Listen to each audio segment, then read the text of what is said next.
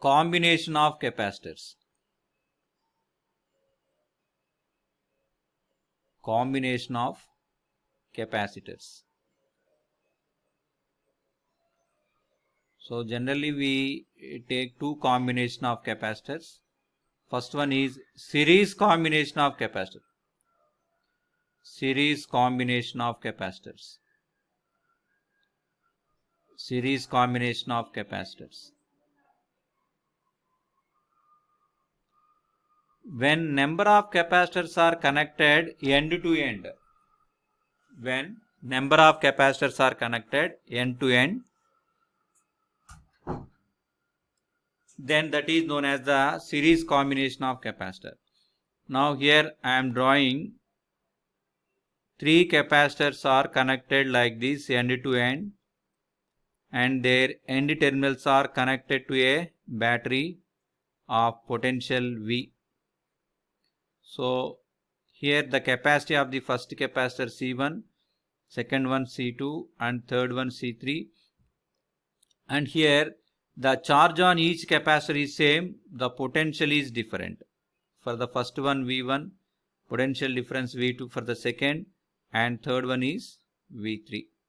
So this is the capacitors are connected in series combination.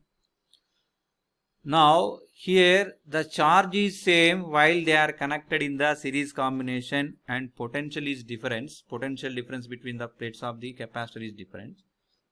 The total potential V is equal to the sum of the individual potential difference between the plates of the capacitor. From the definition of capacity, of the capacitor, C is equal to Q by V, V is equal to Q by C. So here we can write V is equal to Q by C, V1 is equal to Q by C1 plus V2 is equal to Q by C2 and V3 is equal to Q by C3. Why? Because the charge is same when the capacitors are connected in series combination. Now cancel the charge Q. Now the resultant capacity 1 by C is 1 by C1 plus 1 by C2 plus 1 by C3. So the reciprocal of the capacity of the capacitor is sum of the reciprocal of the individual capacitors. This is the series combination of capacitors. When the capacitors are connected in series combination, the resultant capacity 1 by C is equal to 1 by C1 plus 1 by C2 plus 1 by C3. When two capacitors are taken, then the resultant capacity 1 by C, Cs is the resultant in series, 1 by C1 plus 1 by C2 we are writing. Then here Cs is equal to C1 C2 by C1 plus C2. This is the resultant capacity of the two capacitors when they are connected in series combination. When n capacitors of equal capacity are connected in series combination, 1 by C plus 1 by C and so on, n capacitors are connected, then the resultant capacity Cs is equal to C by n when number of capacitors are connected in series combination. Okay. So if we consider the ratio of the charges on each capacitor, Q1 is to Q2 is to Q3 is equal to charge on each capacitor is same, 1 is to 1 is to 1, and the potential difference across the each capacitor V1 is to V2 is to V3 is equal to. So V is equal to Q by C, that is equal to 1 by C1 is to 1 by C2 is to 1 by C3 when they are connected in series combination. Now if you consider the potential on individual capacitor, V is equal to Q by C, C is equal to Q by V.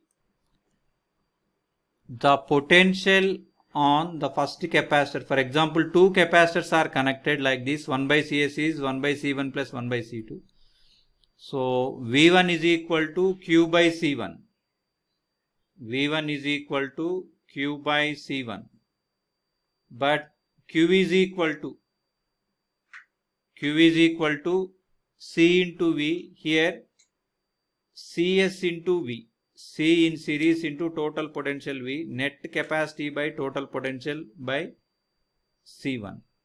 So we can write it as V1 is equal to Cs C1 C2 by C1 plus C2 into V by C1. So the C1 gets cancelled. V1 is equal to C2V by C1 plus C2. Individual potential we can find like this for two capacitors. So for three capacitors, then we have to write Q by C1 is there and Cs 1 by C1 plus 1 by C2 plus 1 by C3. Like that we have to write. Similarly, we can find the V2 also. V2 is equal to Q by C2. So then V2 is equal to Q Cs into V by C2.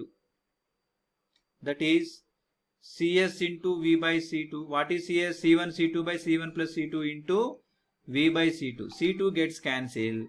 Then V1 V2 is equal to C1 V by C1 plus C2. So that is the individual potentials we can calculate when they are connected in series combination. Okay.